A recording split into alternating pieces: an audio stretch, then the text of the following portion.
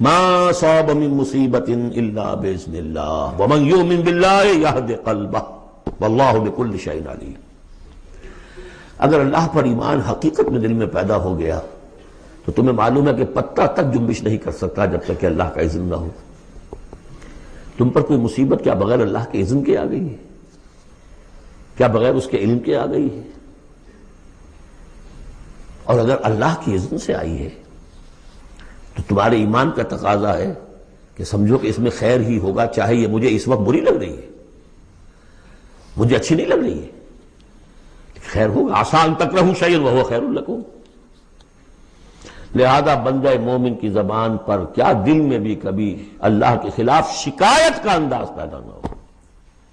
یہد قلبہ، تسلیم و رضا، جو اللہ کی طرف سے آئے۔ ہم بھی تسلیم کی خو ڈالیں گے